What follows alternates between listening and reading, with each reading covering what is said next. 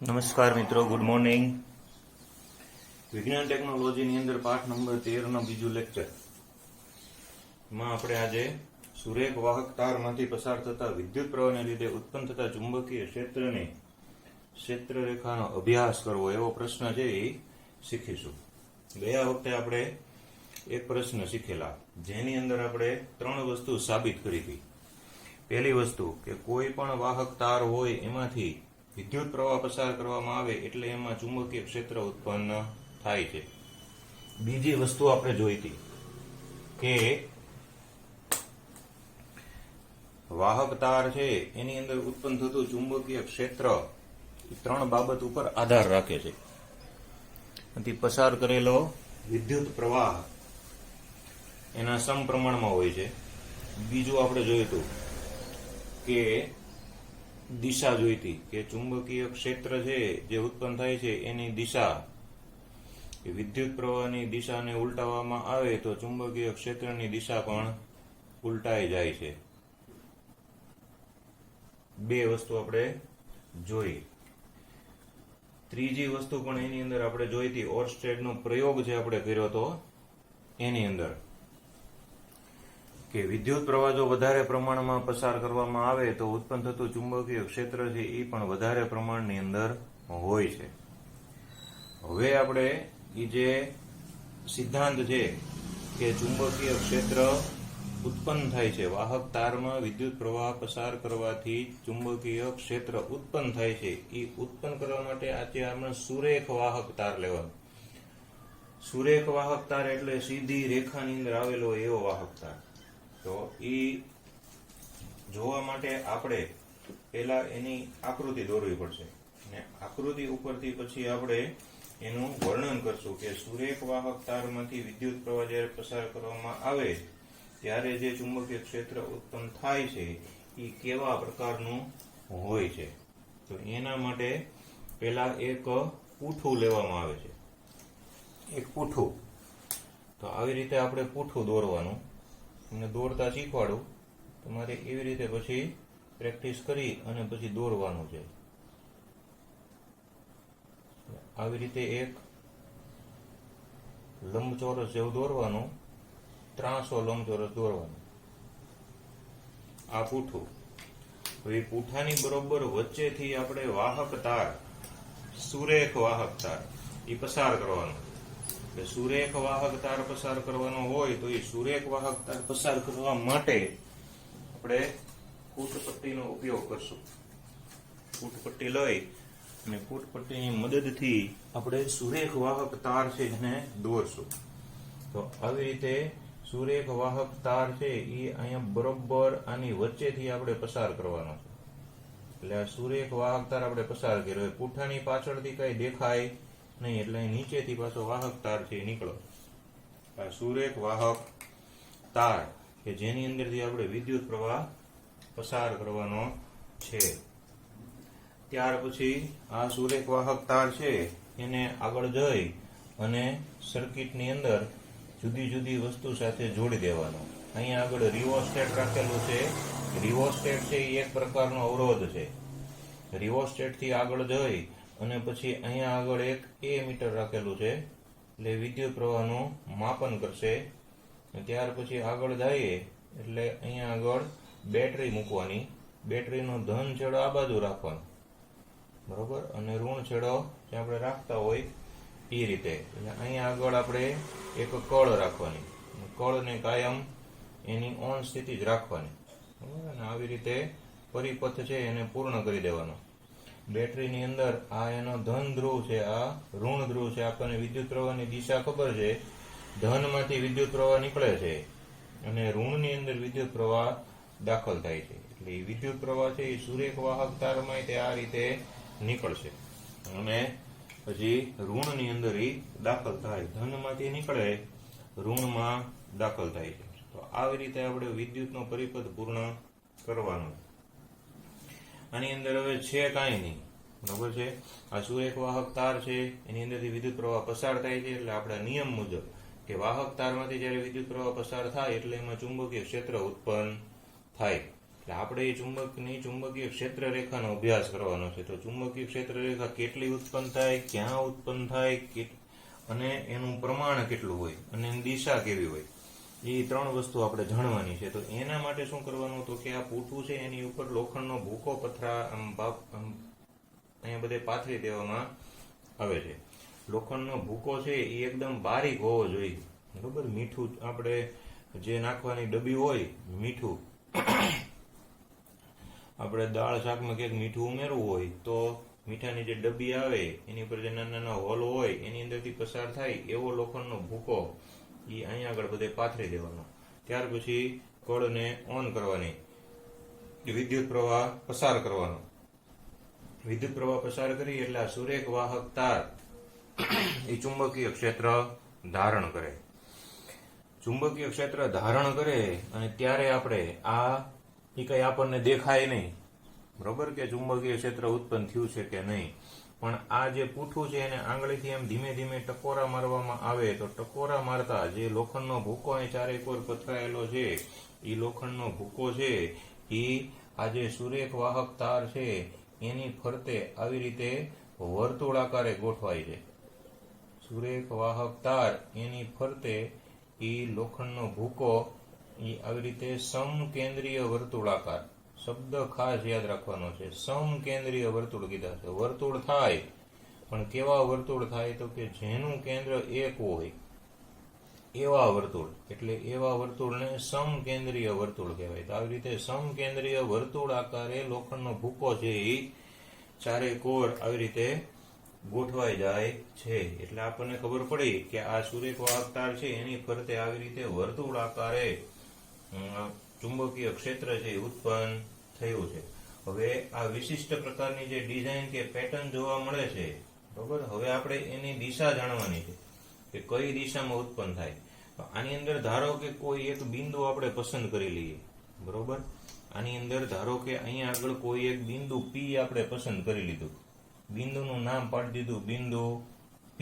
હવે આ બિંદુ P છે એ P બિંદુ પાસે તમે હોકા યંત્ર મૂકો, બરોબર. આ P બિંદુ પાસે ધારો કે આપણે હોકા યંત્ર છે એ મૂકી દીધું, બરોબર. તો આ હોકા યંત્ર છે એની અંદર જે ચુંબકીય સોય હોય, એની અંદર ચુંબકીય સોય, એ ચુંબકીય સોય છે એનો ઉત્તર ધ્રુવ એ સુરેખ વાહક તારમાં વહેતા પ્રવાહ વડે, બરોબર, આ સુરેખ વાહક તારમાંથી જે વહેતો પ્રવાહ છે એ પ્રવાહની જેમ આ ચુંબકીય સોય છે એ પોતે આવર્તન બતાવે છે. તો ચુંબકીય સોય છે હોકા યંત્રમાં મૂકી એ આપણને આવી રીતે આવર્તન બતાવતી હોય તો આની મદદથી આપણને ખબર પડે કે ચુંબકીય ક્ષેત્રની દિશા છે આમથી આમ, એટલે કે આવી રીતે ક્લોકવાઇઝ દિશા, એની દિશા છે એ થઈ જાય છે. એટલે P બિંદુ પાસે તમે કોઈ પણ બિંદુ, અહીંયા P બિંદુ લઈ શકો, અહીંયા લઈ શકો, P બિંદુ ગમે ત્યાં લઈ શકાય, અને ત્યાં આગળ એ હોકા યંત્ર મૂકવાનું. એટલે એની ચુંબકીય સોય છે એ જે દિશાની અંદર આવર્તન બતાવે એ દિશા છે એ ચુંબકીય ક્ષેત્રની દિશા ગણાય. તો હવે આ બધા જેટલા સમકેન્દ્રીય વર્તુળ ઉત્પન્ન થયા એ બધાની જે દિશા છે એ આવી રીતની હશે. એટલે બધા છે એ આવી રીતે ક્લોકવાઇઝ ડાયરેક્શનની અંદર એની ચુંબકીય ક્ષેત્રની દિશા મળશે. તો આવો એક સિમ્પલ પ્રયોગ હતો, બરોબર, કે ચુંબકીય ક્ષેત્ર ઉત્પન્ન થાય છે અને ઉત્પન્ન થતું ચુંબકીય ક્ષેત્ર છે એ અહીંયા આગળ તે ઓલાની જેમ બે બાબત ઉપર આધાર રાખે છે. ચુંબકીય ક્ષેત્ર છે એને આપણે ધારો કે B તરીકે ઓળખીએ. શું? B એટલે ચુંબકીય ક્ષેત્ર. તો ચુંબકીય ક્ષેત્ર B છે એ બે બાબત ઉપર આધાર રાખે છે. પહેલી બાબત એ છે કે વિદ્યુત પ્રવાહ, જો અહીંયા વિદ્યુત પ્રવાહ વધારવામાં આવે તો અહીંયા ચુંબકીય ક્ષેત્ર છે એ મોટા પ્રમાણમાં ઉત્પન્ન થાય. એટલે ઉત્પન્ન થતું ચુંબકીય ક્ષેત્ર છે એ વિદ્યુત પ્રવાહના સમપ્રમાણમાં હોય છે. ઉત્પન્ન થતું ચુંબકીય ક્ષેત્ર વિદ્યુત પ્રવાહના સમપ્રમાણમાં હોય છે. એટલે અહીંયા સુરેખ વાહક તાર છે એની અંદરથી પસાર થતો વિદ્યુત પ્રવાહ છે એની અંદર આપણે આટલું ધ્યાન રાખવાનું કે ચુંબકીય ક્ષેત્ર જે ઉત્પન્ન થાય છે એ વિદ્યુત પ્રવાહના સમપ્રમાણમાં, જે આપણે પહેલા જોયું હતું. બીજી વસ્તુ છે કે અહીંયા આ P બિંદુ છે એનાથી અહીંયા તારની તમે જેમ નજીક જાઓ એમ નજીક જાઓ એમ ચુંબકીય ક્ષેત્ર પ્રબળ હોય, પણ તમે જેમ આ તારથી દૂર જતા જઈએ તો દૂર જતા જઈએ, જેમ કે આ છેડા સુધી અહીંયા સુધી પહોંચી ગયા તો ત્યાં ચુંબકીય ક્ષેત્ર હોતું નથી. એટલે કે જેમ તારની નજીક આવો એમ ચુંબકીય ક્ષેત્ર વધે છે, જેમ તારથી દૂર જવામાં આવે એમ ચુંબકીય ક્ષેત્ર ઘટે છે. તો નજીક જવું અને દૂર જવું એને આપણે અંતર કહીએ છીએ. એટલે ઉત્પન્ન થતું જે ચુંબકીય ક્ષેત્ર છે એ વિદ્યુત પ્રવાહના તો સમપ્રમાણમાં છે, પણ અંતરના વ્યસ્ત પ્રમાણમાં છે. એટલે અંતરને આપણે અહીંયા છેદમાં લખવાનું, કારણ કે વ્યસ્ત પ્રમાણ છે. વ્યસ્ત પ્રમાણ આપણે શા માટે કીધું? કે વ્યસ્ત પ્રમાણ આપણે એટલા માટે કીધું કે દૂર જઈએ એમ ચુંબકીય ક્ષેત્ર ઘટે છે અને નજીક આવી એમ ચુંબકીય ક્ષેત્ર પ્રબળ બને છે. એટલે આપણને અહીંથી પ્રશ્ન પૂછી શકે કે સુરેખ વાહક તારમાંથી વિદ્યુત પ્રવાહ પસાર કરતા ઉત્પન્ન થતું ચુંબકીય ક્ષેત્ર કઈ બાબત ઉપર આધાર રાખે છે? તો કે ચુંબકીય ક્ષેત્ર વિદ્યુત પ્રવાહના સમપ્રમાણમાં. આ તો સનાતન સત્ય વાક્ય થઈ ગયું, બધે આવશે વિદ્યુત પ્રવાહના સમપ્રમાણમાં.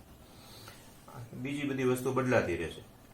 કારણ કે વિદ્યુત પ્રવાહના સમપ્રમાણમાં એ આપણને ઓરસ્ટેડના પ્રયોગની અંદર જ કહી દીધું હતું કે વધારે વિદ્યુત પ્રવાહ પસાર કરો તો વધારે ચુંબકીય ક્ષેત્ર ઉત્પન્ન થાય, ઓછું પસાર કરો તો ઓછો ઉત્પન્ન થાય. પણ અહીંયા નવું આવ્યું અંતરના વ્યસ્ત પ્રમાણમાં. એટલે કે તારથી તમે દૂર જતા જઈએ તો પાછું ચુંબકીય ક્ષેત્ર છે એ ઘટતું જાય છે, અને નજીક આવો એમ ચુંબકીય ક્ષેત્રની પ્રબળતા વધતી જાય છે. તો આ સુરેખ વાહક તારમાંથી ચુંબકીય ક્ષેત્ર, જે વિદ્યુત પ્રવાહ પસાર કરતા ચુંબકીય ક્ષેત્ર ઉત્પન્ન થાય છે, એની દિશા શોધવા માટે આપણે દર વખતે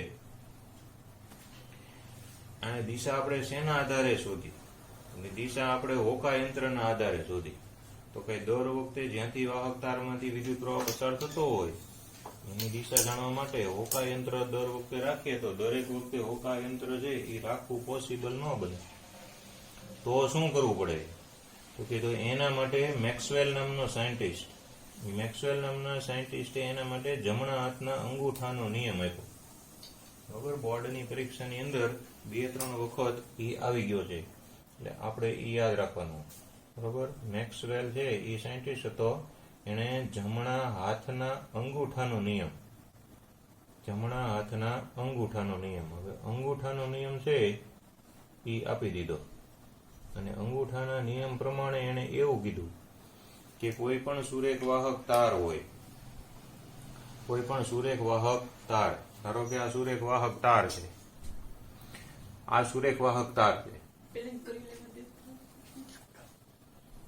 એમાંથી આ દિશાની અંદર વિદ્યુત પ્રવાહ વહે છે, અહીંથી નીચેથી ઉપર આ દિશામાં વિદ્યુત પ્રવાહ વહે છે. હવે આ વિદ્યુત પ્રવાહ વહે છે એની દિશામાં જમણા હાથનો અંગૂઠો રાખવાનો, એટલે જ્યારે સુરેખ વાહક તારમાંથી વિદ્યુત પ્રવાહ પસાર કરવામાં આવે ત્યારે અંગૂઠાની દિશા છે એ વિદ્યુત પ્રવાહની દિશામાં રહે અને તેને વીંટળાયેલી આંગળીઓ છે એ ચુંબકીય ક્ષેત્રની દિશા દર્શાવે. આ જમણા હાથના અંગૂઠાનો નિયમ. તો આ નિયમનો ઉપયોગ કર્યા પછી હવે અહીંયા કોઈ હોકા યંત્ર છે એ રાખવાની જરૂર પડતી નથી. બરોબર, ફરીથી શું નિયમ આપ્યો? તો કે સુરેખ પ્રવાહધારિત વાહક તારને જમણા હાથમાં એવી રીતે પકડવામાં આવે છે કે જેથી અંગૂઠાની દિશા વિદ્યુત પ્રવાહની દિશામાં રહે અને તેને વીંટળાયેલી આંગળીઓ છે એ ચુંબકીય ક્ષેત્રની દિશા દર્શાવે. આવો નિયમ આપણે યાદ રાખવાનો. અંગૂઠાની દિશા વિદ્યુત પ્રવાહની દિશા અને વીંટળાયેલી આંગળીઓ ચુંબકીય ક્ષેત્રની દિશા દર્શાવે. હવે એ પ્રમાણે આ સુરેખ વાહક તારમાં જોઈએ તો વિદ્યુત પ્રવાહની દિશા આમ છે, તો આપણે આવી રીતે આમ અંગૂઠો રાખીએ, બરોબર. તો અંગૂઠાની દિશા વિદ્યુત પ્રવાહની દિશા, વીંટળાયેલી આંગળીઓ એટલે જે આપણે દોરેલું છે એ આવી રીતે આમ, એટલે ચુંબકીય ક્ષેત્રની દિશા છે એ દર્શાવે છે. તો આની અંદરથી આપણને MCQ પૂછાય છે કે જમણા હાથના અંગૂઠાના નિયમની અંદર આંગળીની દિશા શું દર્શાવે છે? તો આપણે લખવાનું ચુંબકીય ક્ષેત્રની દિશા દર્શાવે છે. તો અંગૂઠો શું દર્શાવે છે? તો અંગૂઠો છે એ ચુંબકીય વિદ્યુત પ્રવાહની દિશા દર્શાવે છે. તો આ જમણા હાથના અંગૂઠાનો નિયમ છે કે આ નિયમની મદદથી આમ આપણને હોકા યંત્રનો ઉપયોગ કરવો પડે નહીં, અને હોકા યંત્ર વગર આપણે ચુંબકીય ક્ષેત્રની દિશા છે એ જાણી શકીએ. ચુંબકીય ક્ષેત્રની દિશા જાણી શકીએ. હવે અહીંયા એક નવો પ્રશ્ન છે. નવો પ્રશ્ન છે એ સુરેખ વાહક તાર છે એની બદલે હવે આપણે એ વાહક તાર છે એને વાળી અને એનો લૂપ બનાવવાનો છે. બરાબર, તો એ લૂપ બનાવીએ એ પહેલા અહીંયા આગળ થોડુંક તમારા માટે હોમવર્ક છે કે પેજ નંબર 228 છે. Page number 228. પેજ નંબર 228 છે એની ઉપર 3 પ્રશ્ન આપેલા છે. પેજ નંબર 228 ઉપર પ્રશ્નો આપેલા છે. પ્રશ્ન 1, 2 અને 3 એ આપણે તમારે એના જવાબ છે એ લખવાના. બરાબર, પ્રશ્ન 1, 2 અને 3 એ 3 જે પ્રશ્ન આપેલા છે એ આપણે જે અત્યારે શીખી ગયા એની ઉપરથી આવે છે એટલે એ આપણે લખવાના રહેશે. આ જમણા હાથના નિયમની અંદર 2 વસ્તુ આવે છે. બરાબર, ક્લોકવાઇઝ ડિરેક્શન અને એન્ટી ક્લોકવાઇઝ ડિરેક્શન, 2 સમઘડી અને વિષમઘડી દિશા આવે છે. સમઘડી દિશા હોય બરોબર ત્યારે એ તારને લંબ રીતે લાગે ત્યારે પૂર્વ છેડાથી પશ્ચિમ છેડા તરફની દિશા હોય સમઘડી દિશા, અને પશ્ચિમ છેડાથી તમે જોવો ત્યારે ચુંબકીય ક્ષેત્રની વિષમઘડી દિશા હોય. એટલે 2 પ્રકારની દિશા છે આપણે યાદ રાખવી પડે. સમઘડી દિશા અને એટલે ટૂંકમાં સમઘડી દિશા હોય ત્યારે એસ છેડા તરીકે વર્તે ને વિષમ ઘડીમાં એન તરીકે વર્તે.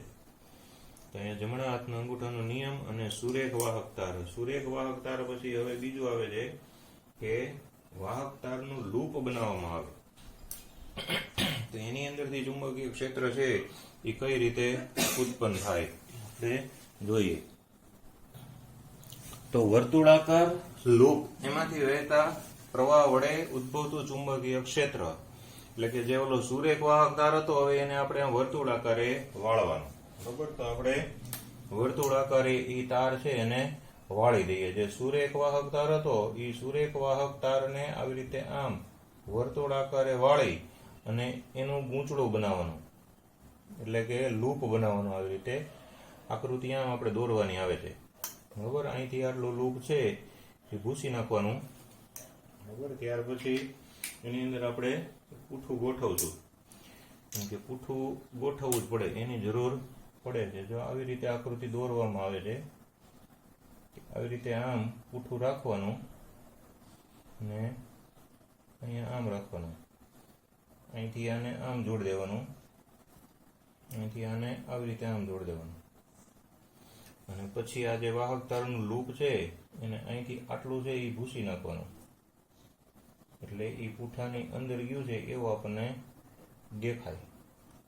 અને નીચેનો જે ભાગ છે ત્યાંથી એ વાહક તારનો લૂપ છે એની હારે આપણે વાયરિંગ કરી નાખવાનું. વાયરિંગ કરી અને એની હારે બેટરી ને કળ ને એ બધું આપણે જે જોડતા હતા રિયોસ્ટેટ ને બધું જોડી દેવાનું. બરાબર, અહીંયા ધારો કે કળ જોડી દઈએ અને અહીંયા ધારો કે આપણે બેટરી જોડી દઈએ. એટલે બેટરી ને કળ ને બધું જોડાઈ ગયું. આ ધન છેડો, આ ઋણ છેડો. એટલે બેટરી છે એના ધનમાંથી હંમેશા વિદ્યુત પ્રવાહ નીકળે છે, એટલે આ ધનમાંથી વિદ્યુત પ્રવાહ પસાર થાય છે. અને ધનમાંથી વિદ્યુત પ્રવાહ પસાર થાય છે અને ઋણની અંદર વિદ્યુત પ્રવાહ છે એ પ્રવેશે છે. એટલે અહીંયા આગળ વિદ્યુત પ્રવાહ પસાર થયો, ધનમાંથી નીકળો અને ઋણની અંદર વિદ્યુત પ્રવાહ દાખલ થાય છે. એટલે આવી રીતે આપણે એનો પરિપથ છે એ દોરી નાખવાનો.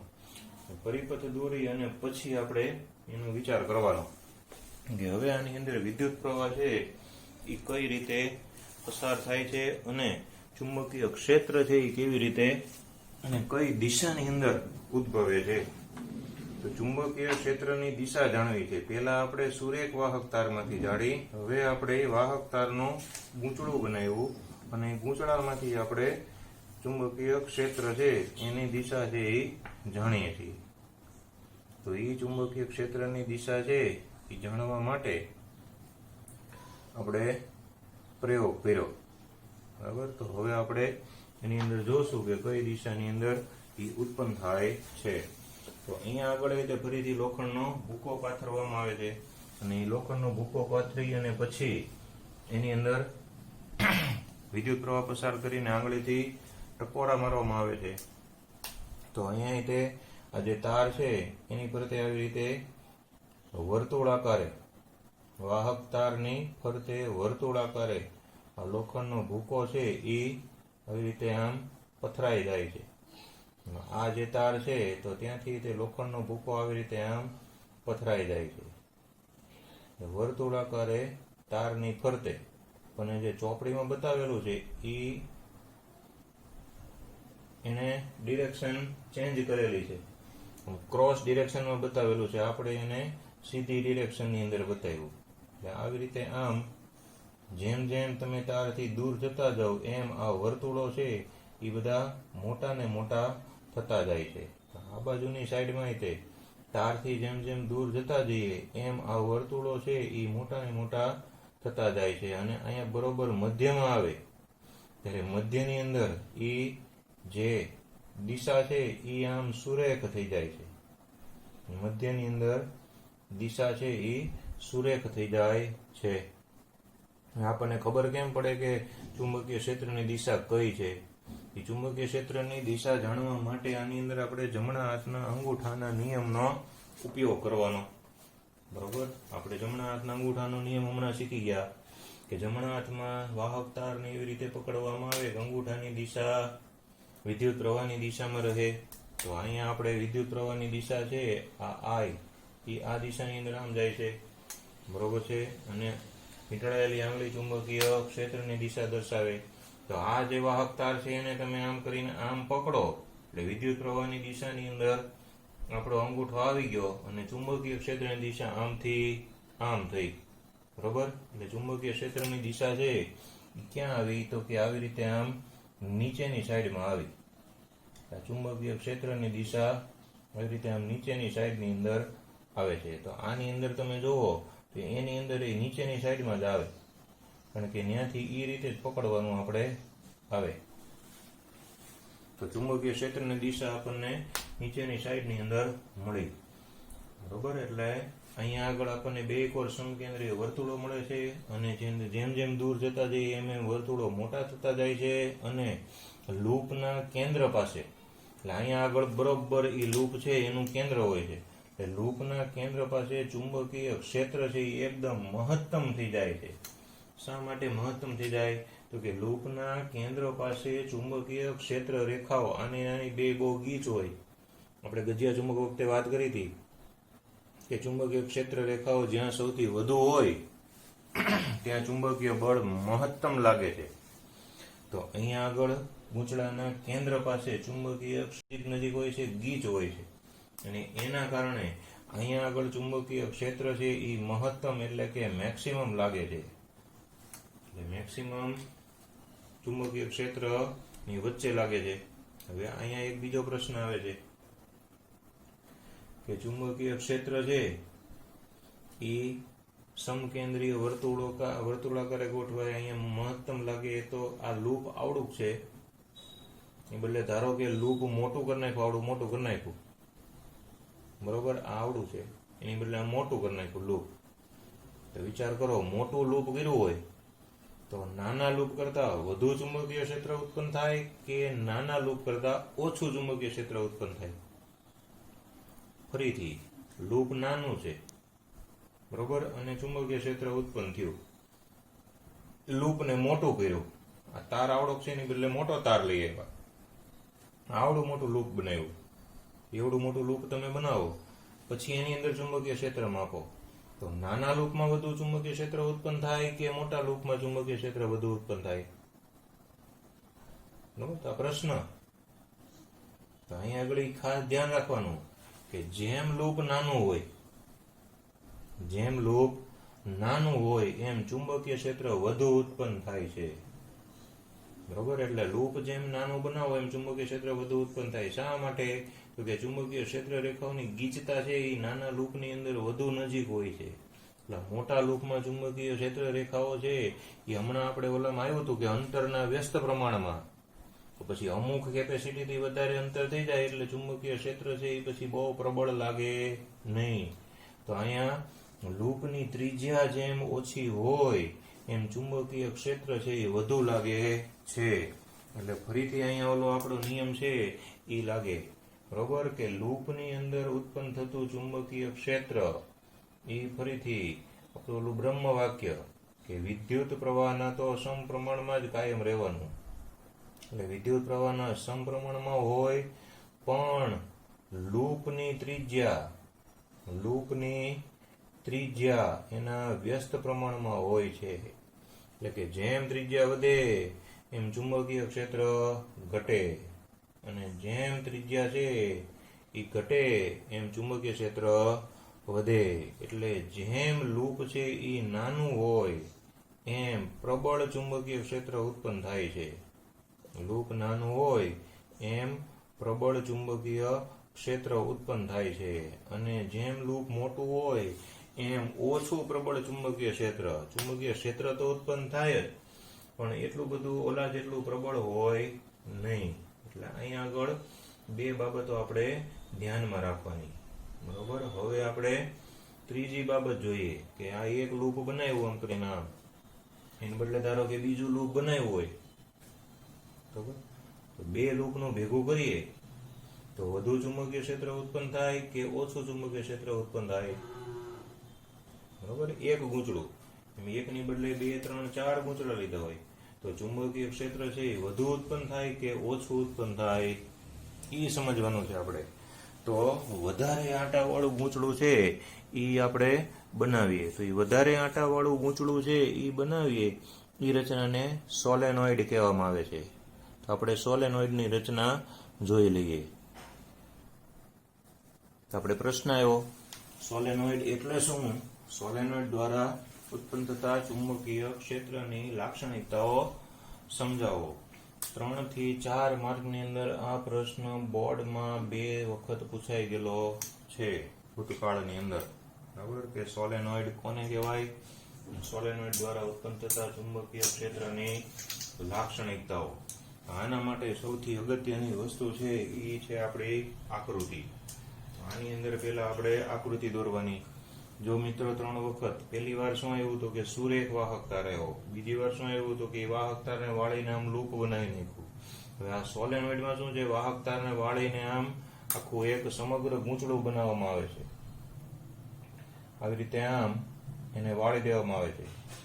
આપણે ગુજરાતીના ચોગડા કરીએ એ રીતે 3 થી 4 લાઈન છે આપણી નોટની અંદર, એની અંદર આવી રીતે આમ ચોગડા કરી નાખવાના અને પછી આમ એને નીચે ઉતાર દેવાનો. આ જે વાહક તાર હતો એને આપણે વાળીને એનું ગૂંચળું બનાવી નાખ્યું, બરોબર, અને જાજા આટા વાળું ગૂંચળું બનાવ્યું. એમાં ધારી લેવાનું કે એના આટા જે વધારે છે અહીંથી એનું વાયરિંગ કરી નાખ્યું. વાયરિંગમાં એક જ વસ્તુ એમાં જોડવાની, બેટરી અને કળ, 2 વસ્તુ જોડી દેવાની, બરોબર. તો અહીંયા આપણે બેટરી અને કળ છે એ જોડી દીધા. કળને ચાલુ કન્ડિશનમાં જ કાયમ રાખવાનું. આ ઋણ ધ્રુવ, આ ધન ધ્રુવ, અહીંથી વિદ્યુત પ્રવાહ પસાર થાય છે, અહીંથી વિદ્યુત પ્રવાહ પાછો રિટર્નમાં એન્ટર થાય છે. હવે ગૂંચળું છે જે વાહક તારનું આપણે બનાવ્યું, બરોબર, સોલેનોઇડ, એ સોલેનોઇડની અંદર આપણે અહીંયા વિદ્યુત પ્રવાહની દિશા જોઈ લઈએ. તો અહીંથી વિદ્યુત પ્રવાહ છે એ અંદર દાખલ થાય, પછી અહીંથી, તો સોલેનોઇડની અંદર દરેક ગૂંચળું છે એની અંદર એક જ દિશાની અંદર વિદ્યુત પ્રવાહ છે એ વહે છે. આમાં દેખાય છે અહીંથી આમ, અહીંથી આમ, અહીંથી આમ અને અહીંથી છેલ્લે આમ આવે. તો સોલેનોઇડના જેટલા આંટા છે આપણે બનાવ્યા છે એ દરેક આંટામાંથી વિદ્યુત પ્રવાહ છે એક જ દિશાની અંદર પસાર થાય છે. હવે જ્યારે સોલેનોઇડની અંદરથી વિદ્યુત પ્રવાહ પસાર કરવામાં આવે છે, બરોબર, જ્યારે સોલેનોઇડમાંથી વિદ્યુત પ્રવાહ પસાર કરવામાં આવે છે ત્યારે તેના દરેક આંટાની અંદર ચુંબકીય ક્ષેત્ર છે એ ઉત્પન્ન થાય છે. અને ચુંબકીય ક્ષેત્ર ઉત્પન્ન થાય છે એ કેટલું ને કેવું ઉત્પન્ન થાય એ આપણે જોવાનું છે. તો અહીંયા ધનમાંથી વિદ્યુત પ્રવાહ છે એ નીકળે છે, ઋણની અંદર વિદ્યુત પ્રવાહ છે એ દાખલ થાય છે, અને સોલેનોઇડની અંદર દરેક આંટાની અંદર ચુંબકીય ક્ષેત્ર ઉત્પન્ન થાય છે. હવે પ્રશ્નના જવાબમાં આપણે શું લખવાનું ખબર, પછી આપણે એની ચુંબકીય ક્ષેત્રની લાક્ષણિકતાઓ સમજાવી. આની અંદર સૌથી પહેલું સોલેનોઇડ છે એની વ્યાખ્યા આવે છે કે સોલેનોઇડ કોને કહેવામાં આવે છે. તો સોલેનોઇડની વ્યાખ્યા કે સોલેનોઇડ કોને કહેવામાં આવે છે. તો સોલેનોઇડ બનાવવા માટે તાંબાનો તાર જોઈએ. તાંબાનો તાર આપણે લેવા જાય તો તાંબાના તારનું આખું રીલ હોય, આખી ગરેડી આવે. હવે ગરેડીની અંદરથી આપણે 25 મીટર તાર જોતો હોય તો 25 મીટર તાર આપણને ખેંચી દે અંદરથી. 25 મીટર તાર ખેંચી દે અને પછી આપણે જ્યાં વીંટાળવો હોય ત્યાં વીંટાળી ગૂંચળો બનાવી શકીએ. તો એ જે ગરેડી હોય, જે આખું એનું બોબિન આવે, એની અંદરથી તારને અલગ કરવો પડે. એટલે અહીં આપણી સોલેનોઇડની વ્યાખ્યા બને છે, બરોબર. અને વ્યાખ્યા છે એ આપણે એવી રીતે શરૂ કરવાની. આપણે બનાવ્યું છે નળાકાર સ્વરૂપે, એટલે આપણે 3 વસ્તુ અહીંયા લખવાની, બરોબર. પેલું એનું સ્વરૂપ લખવાનું કે નળાકાર સ્વરૂપે રહેલા, નળાકાર સ્વરૂપે રહેલા. પેલું શું આવે? નળાકાર સ્વરૂપે રહેલા. પછી બીજું શું આવે? તો કે પાસ પાસે વીટેલા. નળાકાર સ્વરૂપે રહેલા, પાસ પાસે વીટેલા અને અલગ કરેલા. અલગ કરેલા. ફરીથી નળાકાર સ્વરૂપે રહેલા, પાસ પાસે વીટેલા, અલગ કરેલા તાંબાના તારની અથવા તો વાહક તારની.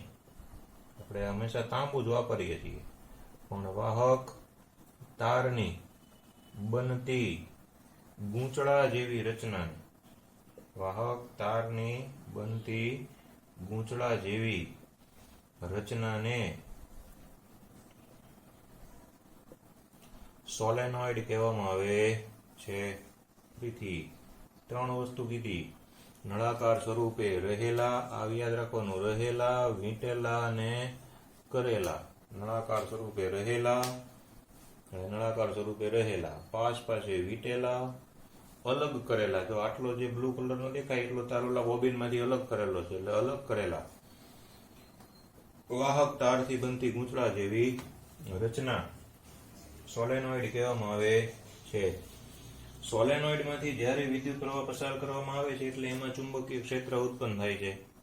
જ્યારે વિદ્યુત પ્રવાહ પસાર કરો, આપણા નિયમ મુજબ કે કોઈ પણ વાહક તારમાંથી વિદ્યુત પ્રવાહ પસાર કરવામાં આવે એટલે તેમાં ચુંબકીય ક્ષેત્ર ઉત્પન્ન થાય. તો સોલેનોઇડનો વાહક તાર છે એમાંથી જ્યારે વિદ્યુત પ્રવાહ પસાર કરવામાં આવે છે ત્યારે તેમાંય પણ ચુંબકીય ક્ષેત્ર ઉત્પન્ન થાય છે. હવે અહીંયા આગળ એક બીજી વસ્તુ જોવાની છે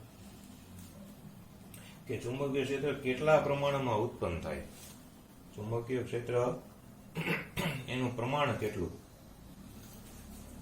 બીજા મુદ્દામાં આપણે પહેલા ચુંબકીય ક્ષેત્રનું લખી નાખીએ કે સોલેનોઇડમાંથી જ્યારે વિદ્યુત પ્રવાહ પસાર કરવામાં આવે છે, સોલેનોઇડમાંથી જ્યારે વિદ્યુત પ્રવાહ પસાર કરવામાં આવે છે ત્યારે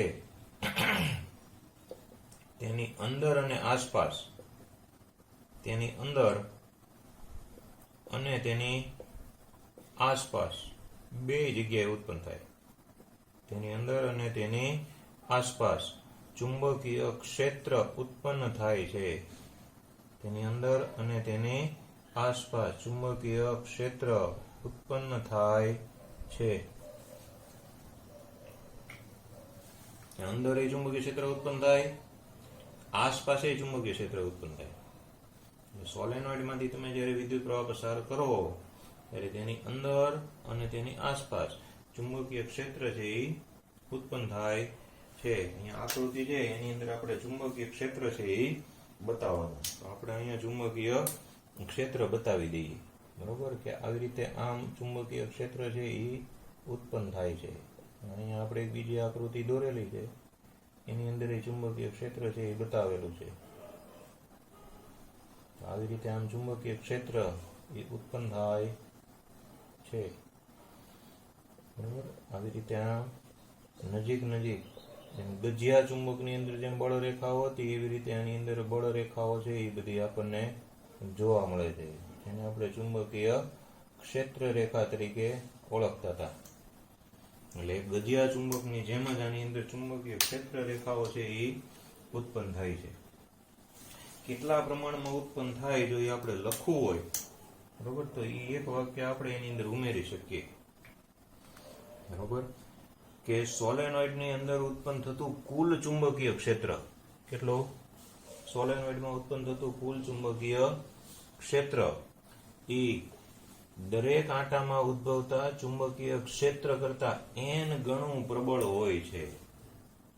એટલે સોલેનોઇડ ની અંદર જે કુલ ચુંબકીય ક્ષેત્ર ઉત્પન્ન થાય છે, કુલ ચુંબકીય ક્ષેત્ર બરોબર, એ દરેક આંટાથી ઉદ્ભવતા ચુંબકીય ક્ષેત્ર કરતા n ગણું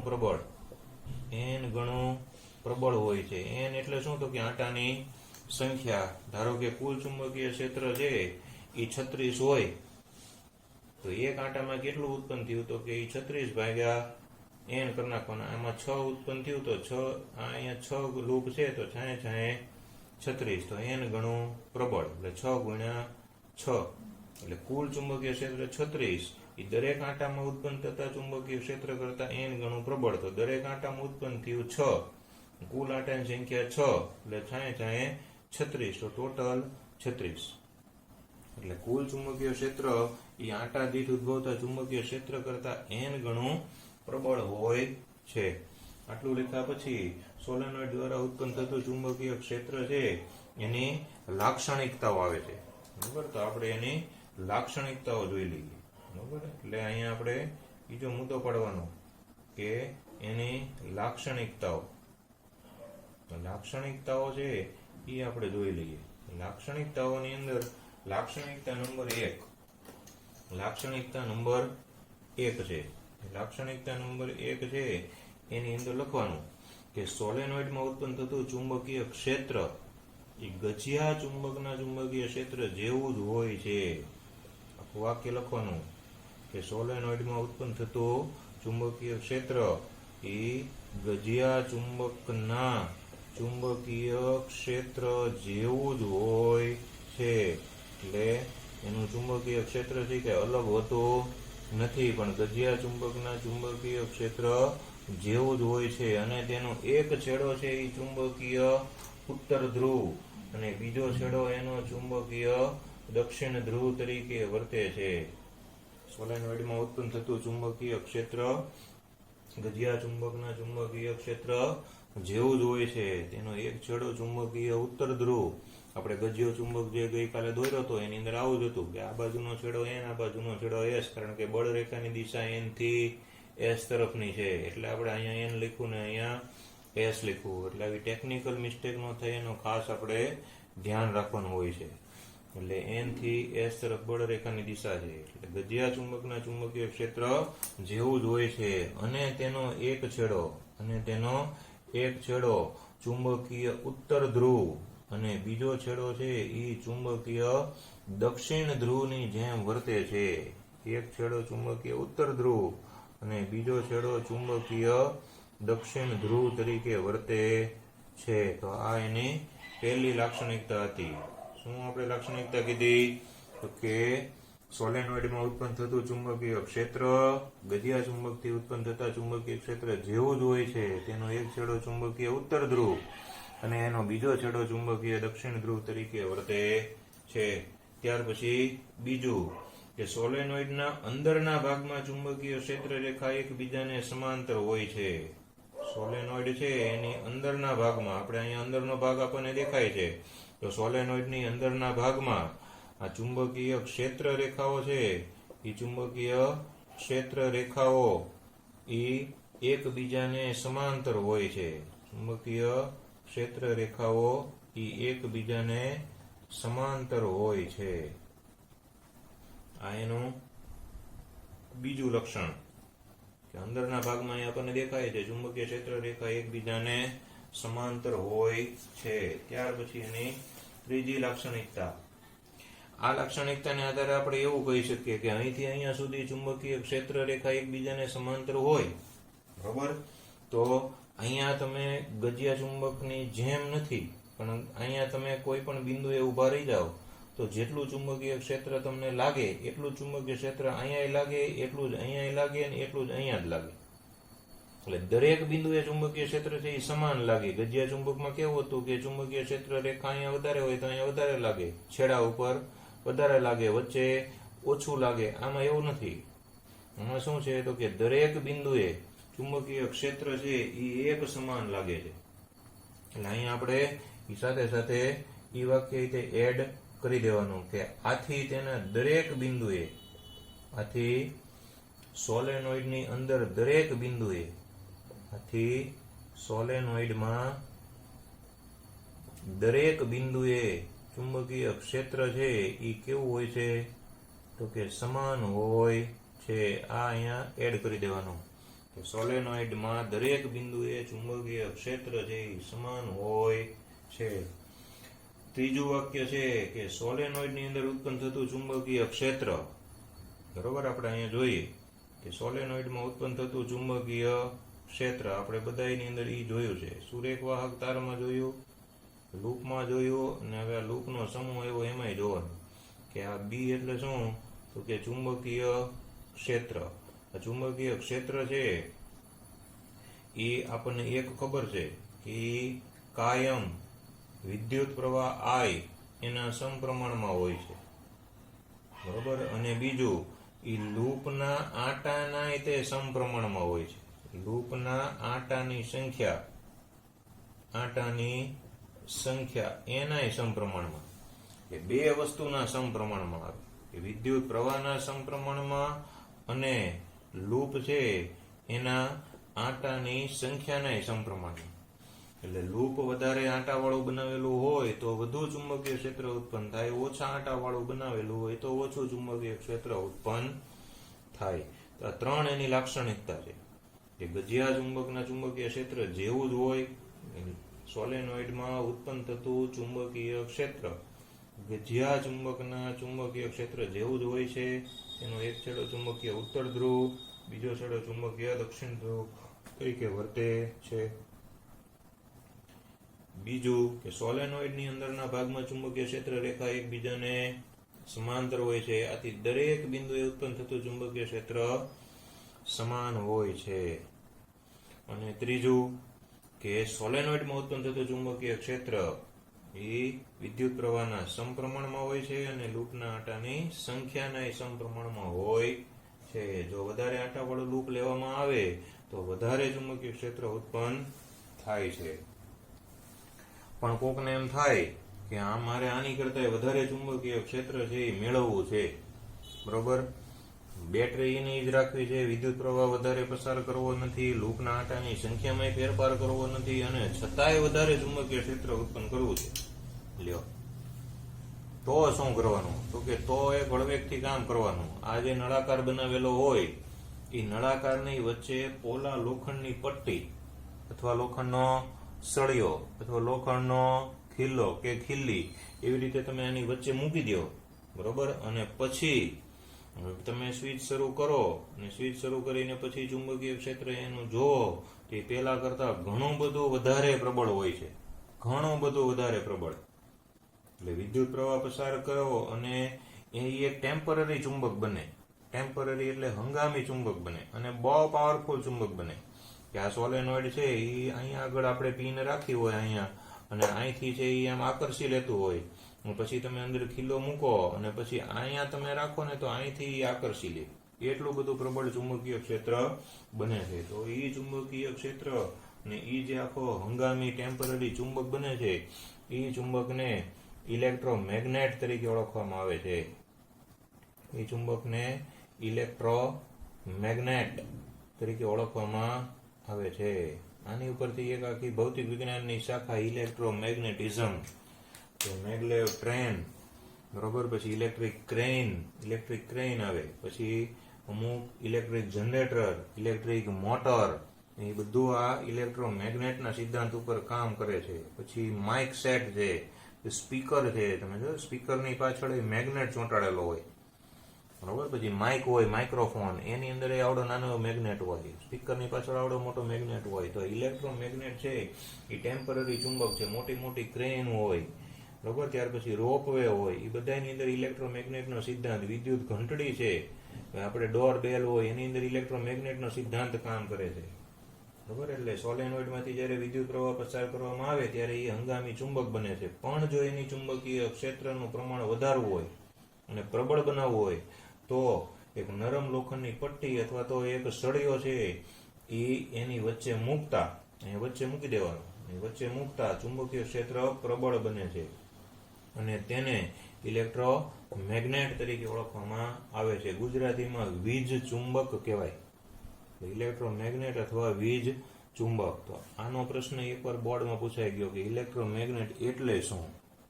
તો સોલેનોઇડમાંથી પ્રબળ ચુંબકીય ક્ષેત્ર ઉત્પન્ન કરવા માટે તેના ગૂંચળાની વચ્ચે નરમ લોખંડની પટ્ટી કે લોખંડનો સળિયો મૂકતા તેનું ચુંબકીય ક્ષેત્ર પ્રબળ બને છે. તેને ઇલેક્ટ્રોમેગ્નેટ અથવા વીજ ચુંબક કહેવામાં આવે છે. એ એક ટેમ્પરરી એટલે કે હંગામી ચુંબક તરીકે વર્તે છે. ને electric train, motor, generator, ropeway વગેરે જગ્યાએ માઇકની અંદર, સ્પીકરની અંદર તેનો ઉપયોગ થાય છે.